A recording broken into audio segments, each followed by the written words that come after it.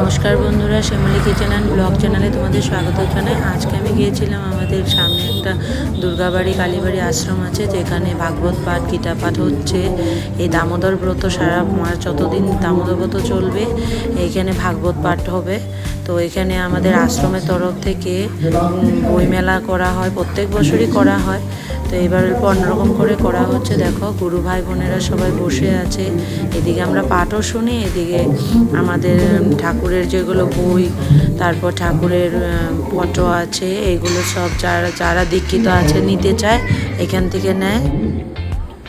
তো আমিও সেদিন চলে গেলাম, কারণ আমাদের সেদিন ভালো একটা একাদশী পড়েছে। তো আমাদের ঠাকুরের আশ্রমের থেকে, রামকৃষ্ণ সেবাশ্রমের থেকে আমরা একাদশী যত ভক্তগণরা আছে ফল বিতরণ করার জন্য সবাই চলে গেছিলাম। তো ওখানে গিয়ে দেখলাম সবাই বসে আছে গ্রন্থমেলার জন্য, এখান থেকে সবাই বই নেবে। দেখো কত রকমের বই কালেকশন আরও আছে, যেটুকু আমার ভিডিও করা হয়নি, কারণ প্রচুর লোক ছিল, প্রচণ্ড 2000 পার করে দিয়েছিল সেদিন। এত ভক্তের ভিড় ছিল ভাগবত পাঠের শোনার জন্য। আর এদিকে সবাই একাদশী করা ছিল, সবাই একাদশী করলেও আরও বেশি ভিড় হয়।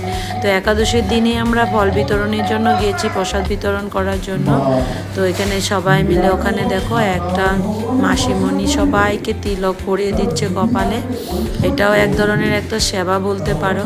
এই সেবা করলেও অনেক পাপ কাটে, অনেক পুণ্য লাভ হয় ভক্তদের কপালে চন্দনের ফোঁটা পরানোটা।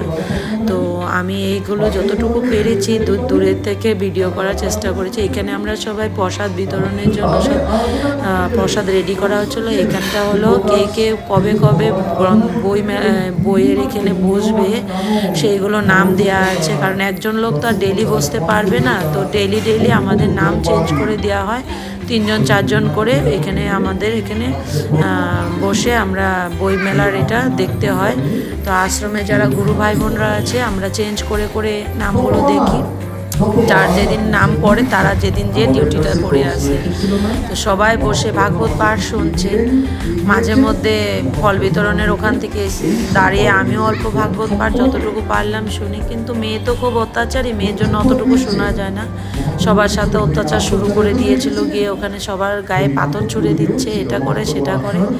দায়ে পড়ে আমি বের হয়ে আসলাম। দেখো কি সুন্দর প্রসাদ সাজানো হচ্ছে, দেওয়া হয়েছিল এখানে বাদাম সেদ্ধ, মৌসুমি, কলা, আপেল, খেজুর, এগুলো দিয়ে। দেখো আমার বর সার্ভিস দিচ্ছে, ওই সবাইকে নিজে হাতে প্রসাদ বিতরণ করতে খুব ভালোবাসে। তো ওই সবাইকে এইগুলোর সব কিছুর মাথার মধ্যে মানে ওরই এটা ডিসিশন ছিল যে সবাই মিলে কেন না আমরা ভক্তগণকে প্রসাদ বিতরণ করি। যেহেতু সবাই এত বড় একটা ভাগবত পাঠ হচ্ছে, সেখানে আমরা যদি ঠাকুরের আশ্রম হয়ে প্রসাদ বিতরণ করি তো আমাদের আশ্রমের কত মানে সৌভাগ্য। এদিকে ভক্তগণ প্রসাদ পাবে, আশ্রমেরও নাম হবে, আমাদেরও এটা একটা সৌভাগ্য লাভ হবে যে ভক্তগণকে আমরা প্রসাদ বিতরণ করতে পারছি, ভগবান সবাইকে আশীর্বাদ দেবে।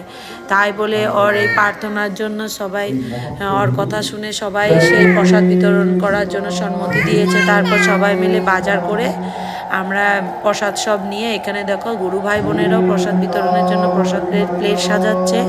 যেই ভাগবত পাঠ শেষ হয়ে যাবে তখন সবাই লাইন ধরে এক এক করে প্রসাদ নিয়ে সবাই বাড়ি ফিরবে। কিন্তু তখন তো আর প্রসাদ সাজানো যাবে না, তাই গুরু ভাই বোনেরা আমরা সবাই আগের থেকেই প্রসাদগুলো সেট করে রাখছি। দেখো সবাই লাইন পড়ে গেছে, প্রসাদ সবাই নেওয়ার জন্য লাইন ধরে এক এক করে প্রসাদ নিয়ে যাবে। আজকে আমি যতটুকু এই ভিড়ের মধ্যে করতে পেরেছি ওটুকুই তোমাদের সামনে তুলে ধরার চেষ্টা করছি বন্ধুরা। আর তোমরা খুব কমেন্ট করবে, ভালোবাসা দেবে, যাতে আগামী ভিডিও নিয়ে আসতে পারি। আজকের জন্য এটুকুই, ভালো থাকো, সুস্থ থাকো।